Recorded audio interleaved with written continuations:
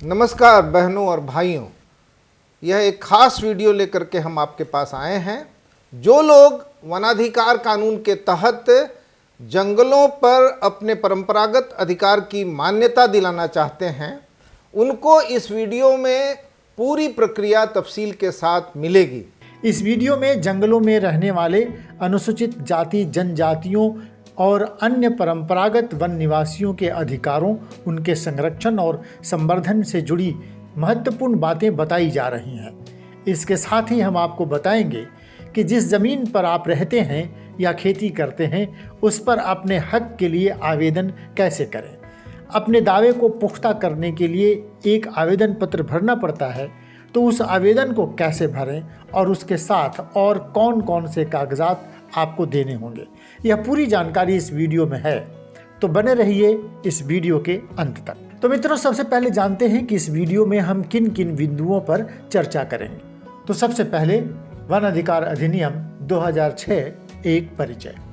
वर्ष 2006 में बना वन अधिकार अधिनियम FRA यानी फॉरेस्ट राइट एक्ट वन में निवास करने वाले आदिवासी समुदायों और अन्य पारंपरिक वनवासियों के वन संसाधनों के उपयोग के अधिकारों को मान्यता प्रदान करता है, जिन पर ये समुदाय आजीविका, निवास तथा अन्य सामाजिक सांस्कृतिक जरूरतों सहित विभिन्न आवश्यकताओं के लिए निर्भर करता था।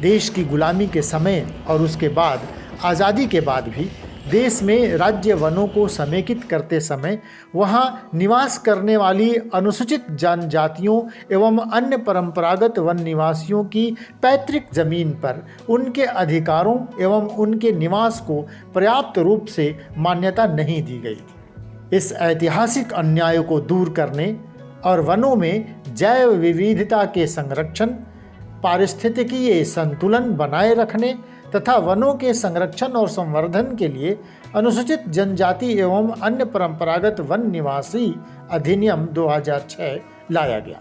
यह वन निवासियों के वनाधिकार को मान्यता देने का कानून है, जो न केवल प्रकृति केंद्रित है बल्कि मानव केंद्रित भी है। यह न केवल पर्यावरण संरक्षण एवं पारिस्थितिकीय संतुलन बल्कि वन निवासियों की जीविका तथा खाद्य सुरक्षा भी सुनिश्चित करता है। इसमें जंगल में रहने वाली जनता को वन भूमि के उपयोग के साथ साथ उनके संरक्षण संवर्धन का अधिकार भी दिया गया है। सबसे पहले यह जान लें कि यह जंगल की ज़मीन को लोगों के बीच बांटने का कानून नहीं है, बल्कि वनाधिकार कानून 2006 वन पर पहले से खेती कर रहे और रह रहे लोगों के अधिकारों को मान्यता देने का कानून है। और स्पष्ट तौर पर यह जिनका अधिकार पहले से है और जो हिस्टोरिकल अन्याय की वजह से, ऐतिहासिक अन्याय की वजह से जंगल ज़मीन से खारिज कर दिए गए हैं, निकाल दिए गए हैं, या जिनको परेशान किया जा रहा है, तो उन लोगों के जंगल ज़मीन पर अधिकारों की मान्यता का कानून है। भारत में यह पहला कानून है जो स्पष्ट तौर पर अधिकारों की मान्यता दिलाने के लिए है।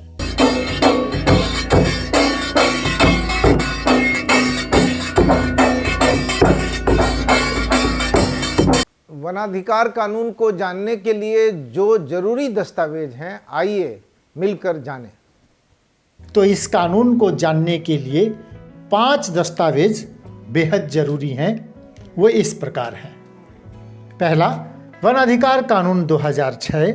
दूसरा, नियमावली 2008। तीसरा, संशोधित नियमावली 2012। चौथा, 9 जून 2008 को मिनिस्ट्री ऑफ ट्राइबल अफेयर्स जनजातीय कार्य मंत्रालय सचिव द्वारा अन्य परंपरागत निवासियों की पहचान करने संबंधी राज्यों को लिखा गया पत्र।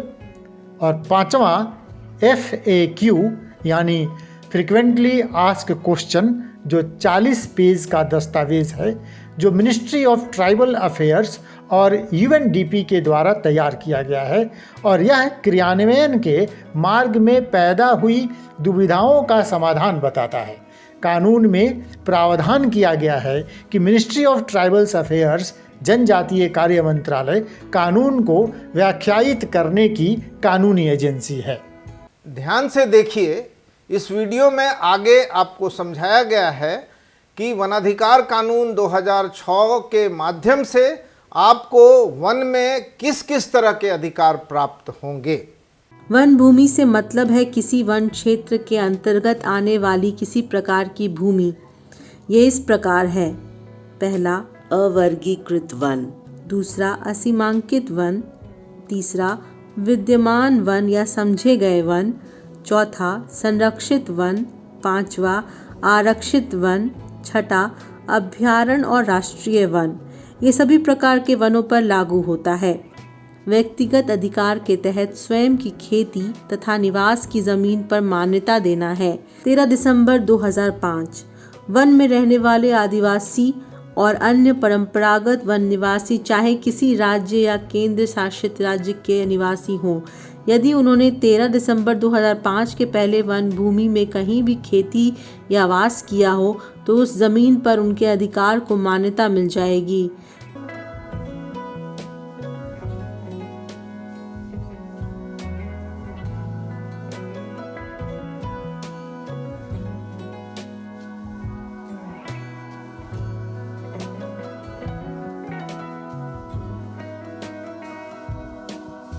वन भूमि के दावेदार दो तरह के हैं, एक अनुसूचित जनजाति एसटी और दूसरा अन्य परंपरागत वन निवासी ओटीएफटी।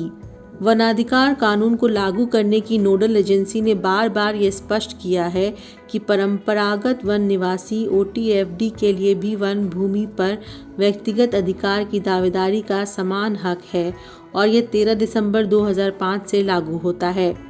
अनुसूचित जनजाति और अन्य परंपरागत वन निवासी ओटीएफडी के दावेदारों को दावे की भूमि पर 13 दिसंबर 2005 के पहले से बसे होने या खेती करने का साक्ष्य देना होगा।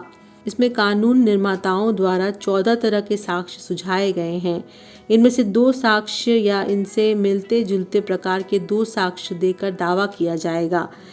पहला, साथ साथ ये सबूत देना है कि उनका परिवार 13 दिसंबर 2005 से 75 वर्ष पूर्व यानी पिछली 3 पीढ़ियों से वन भूमि या उसके आसपास के क्षेत्र में निवास करता है तथा उसका परिवार अपनी आजीविका के लिए वन पर निर्भर है।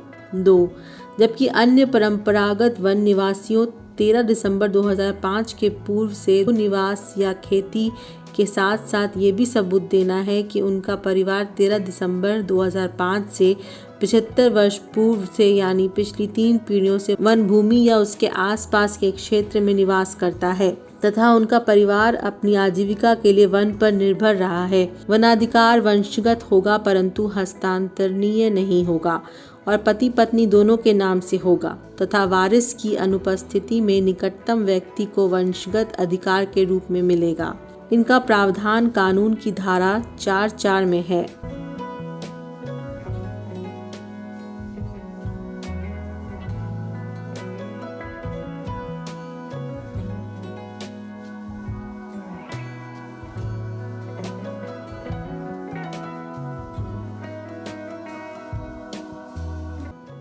वनाधिकार की मान्यता एवं सत्यापन की प्रक्रिया पूरी हो जाने तक किसी दावेदार को बेदखल नहीं किया जा सकेगा। इस पर चलने के लिए कौन कौन सी जरूरी तैयारियां करनी है, आइए हम इस वीडियो के माध्यम से समझते हैं। सबसे पहले एक भूखंड पर जितने दावेदार हैं वे सामूहिक रूप से पहल करें ताकि सभी अलग अलग दावे के नक्शे को एक साथ मिलाकर जीपीएस द्वारा सैटेलाइट मैप से देखा जाए तो सबकी ज़मीन अलग अलग स्पष्ट रूप से होते हुए भी एक साथ एक मैप पर क्लब की जा सके या मिला दी जा सके। ये भी इससे प्रमाणित होगा कि सभी लोगों के दावे के पूरी ज़मीन जंगल ही नहीं है बल्कि लोगों की खेती या अन्य उपयोग में भी है। नक्शे का स्केड्यूल बनाने के लिए आप जीपीएस मशीन लेकर अपने खेत के चारों ओर घूम जाएं और इस समय यह ध्यान रखें कि आप दूसरे के खेत से अलग रहते हुए घूमें। इस तरह नक्शा बनाने के बाद सभी का नक्शा इस तरह दिखाई पड़ेगा। आदिवासी परिवार जातीय प्रमाण पत्र बनवा लें और OTFD अपना पीढ़ीनामा या वंशावली बनवा लें। दावा आवेदन की प्रक्रिया। 1. व्यक्तिगत वनाधिकार का दावा करने के लिए प्रपत्र क को भरने की ज़रूरत है। इसमें पति पत्नी दोनों का नाम भरने की जगह है, साथ ही दावेदार के पिता का नाम भी भरना है। इसके बाद पता में गांव, टोले का नाम, पंचायत एवं तहसील और जिला का नाम भरना है। 2. इसके बाद ST तथा OTFD के कॉलम हैं। यदि दावेदार ST यानी अनुसूचित जनजाति वर्ग से है तो उन्हें इसके साथ जाति प्रमाण पत्र की अधिप्रमाणित अटेस्टेड कॉपी प्रति लगेगी। 3. OTFD होने की दशा में वंशावली की प्रति लगाना सही रहेगा, जो अंचल कार्यालय से बनवा सकते हैं। इसमें कम से कम 3 पीढ़ियों यानी 75 वर्ष पूर्व तक के पूर्वजों के नाम दे सकते हैं। पहले अपनी वंशावली का एफिडेविट करवा लें, फिर अंचल से प्रमाणित करवाएं। 4. इसके बाद परिवार में मौजूद व्यक्तियों के विषय में बताना है। इनमें अलग से कागजात लगाकर उसमें परिवार के प्रत्येक नाम, उम्र एवं परिवार के मुखिया से उसका संबंध का कॉलम बनाकर दें। इसके बाद जिस जमीन पर दावा है उसका विवरण देना है। वास की भूमि का अलग और खेती की भूमि का अलग अलग रकबा देना होगा। इसके लिए बेहतर है कि आप अलग से कागज़ लगाकर उस पर दावे की भूमि का विस्तृत ब्यौरा दें, जिसमें दावे की ज़मीन की अब स्थिति यानी राजस्व, ग्राम का नाम एवं रेवेन्यू थाना नंबर, खाता नंबर तथा प्लॉट नंबर दें। ज़मीन के अलग अलग टुकड़े के अलग अलग ब्यौरा लिखें। हर एक टुकड़े की चौहद्दी भी लिखें। इसके लिए दावे की भूमि का खतियान निकलवा लें ताकि उस पर सही प्लॉट नंबर लिख सकें। दावा आवेदन के साथ ज़मीन का नक्शा तथा गांव के नक्शे में दावे की ज़मीन की स्थिति को भी संलग्न करें। इसके लिए बेहतर है कि व्यक्तिगत दावे भी सामूहिक स्तर पर करें ताकि एक का नक्शा दूसरे पर ओवरलैप ना करे। इस फॉर्म के कॉलम नंबर 8 में दावे के समर्थन में साक्ष्य मांगे गए हैं। इसके लिए नियमावली में 13 साक्ष्यों की सूची दी गई है। दावा आवेदन तैयार करने तथा उस पर दावेदार का हस्ताक्षर या अंगूठे का निशान लगाकर उसे गांव की वन अधिकार समिति को सौंपें और एक प्रति पर उसकी पावती यानी रिसीविंग प्राप्त करें। गांव की वन अधिकार समिति का गठन ग्राम सभा द्वारा किया जाएगा, जिसमें 15 सदस्य होंगे, जिनमें एक अध्यक्ष एवं एक सचिव चुने जाएंगे। वन अधिकार समिति प्राप्त आवेदन की जांच पड़ताल कर और जमीन का पंचनामा कर उसे अनुमंडल स्तरीय समिति को अपनी अनुशंसा के साथ भेज देगी। ध्यान दीजिए, उड़ीसा, छत्तीसगढ़, मध्य प्रदेश और इसके साथ साथ गुजरात में भी वनाधिकार के दावेदारी पर बेहतर फैसले हुए हैं और एक ही प्रांत उड़ीसा में 3.5 लाख से ज़्यादा लोगों को उनके अधिकार के दावेदारी पर उनके पक्ष में फैसला देते हुए 5 लाख एकड़ ज़मीन तक वनाधिकार के तहत लोगों के उनके अधिकार को मान्यता दी गई है। बिहार में यह समझना जरूरी है कि केवल 128 परिवार को मात्र 3-3 डिसमिल दे करके वनाधिकार दिया गया है। इसके पीछे वजह यह है कि वनाधिकार पर अमल करने वाले अधिकारियों के मन में ये धारणा है कि यह दान देने वाला एक कानून है, जिसमें गरीब आदिवासियों और वन पर निर्भर परिवारों को कुछ कुछ दान देना है। इसके उलट यह वन पर जो लोग पहले से हैं, खेती करते हैं या रहते हैं, अन्य उपयोग करते हैं, उस जमीन पर उनकी दावेदारी को मान्यता का कानून है और यह अपने तरीके का पहला कानून है, जिसमें ग्राम सभा यह पंचनामा करके तय करती है कि यह व्यक्ति वन में पहले से था। तो अगर आज अधिकारी यह नहीं समझ रहे हैं तो आपको एसर्ट करना है, आपको इस बारे में कानूनी प्रक्रिया के साथ आगे बढ़ना है कि आपका वन पर अधिकार था और उसको सरकार के अधिकारियों को कानून के तहत मान्य करना है। इसके लिए बहुत ज़रूरी है कि वनाधिकार के दावेदारी के बारे में अपनी बात को ठीक ढंग से कानूनी तरीके से आप आगे बढ़ाएं। इस संदर्भ में पटना हाई कोर्ट ने आपके पक्ष में फैसला दिया है। इस संदर्भ में कानून में स्पष्ट प्रावधान है, इस संदर्भ में नियमावली बहुत स्पष्ट है और 2012 में जो नियमावली में संशोधन हुआ वह भी आपके पक्ष में जाता है। इसके साथ साथ मिनिस्ट्री ऑफ ट्राइबल अफेयर्स मोटा यानी वनवासी मामले के मंत्रालय ने जितने निर्देश दिए हैं और इसके साथ फ्रीक्वेंटली आस्क्ड क्वेश्चन नाम का बार बार पूछे जाने वाले, लगातार पूछे जाने वाले प्रश्नों का बहुत अच्छी तरह से निराकरण पुस्तिका के रूप में किया गया है।